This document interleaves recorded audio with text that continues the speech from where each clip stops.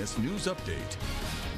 Good afternoon. Thanks for tuning in to NBC News Daily. I'm Trey Tonneson with your Midday Ark-La-Miss update. In election news, Ouachita Parish voters will get to decide if they want to approve a proposal to fund a new Ouachita Parish animal shelter this upcoming election. NBC's Valerie Moravi tells us what you need to know about this proposal. A new proposition is on the ballot for the construction of the new animal shelter. Ouachita Parish Police Jury President Shane Smiley says the millage that is currently in place is no longer adequate to support the operations of the animal shelter. We're at a critical point. We're at a critical impasse with the animal shelter.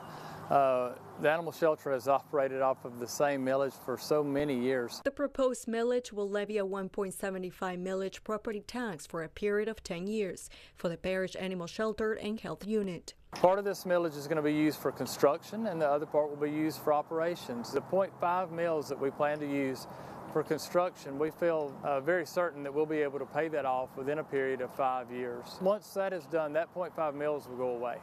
So that will leave the total millage at 1.25 mils. Smiley says the drainage is not adequate due to the poor conditions of the shelter. The kennels are becoming dilapidated. There is no heat or AC at that current location. If the millage passes, this could cost citizens about $18 a year for the $250,000 homeowner. But if it doesn't pass, Smiley says, we're currently running at about a third of our staff.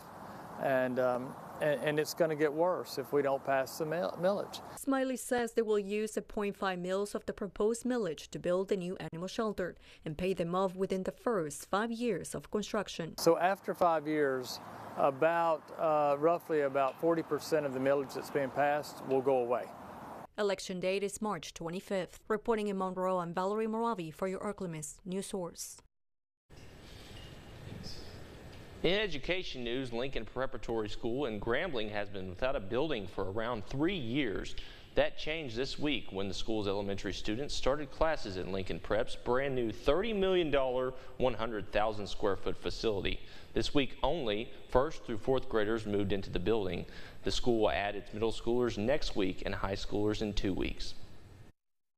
Once we were coming out of COVID, we were working on temporary facilities that weren't quite ready yet. And so we rented space from the movie theater. We borrowed space from churches. We put kids everywhere we could find a classroom until we got temporary space down at the Grambling Junction. And we've been there since then, operating in a permanent former Fred's building that we renovated and some modular buildings that we leased. The school is now moving on to building its sports facilities with the gym and football field already underway. Lincoln Prep will hold a grand opening in a few weeks when the gym is finished and all of the students have officially been moved into the school. And now, Storm Tracker Doppler weather with meteorologist Trey Tonneson.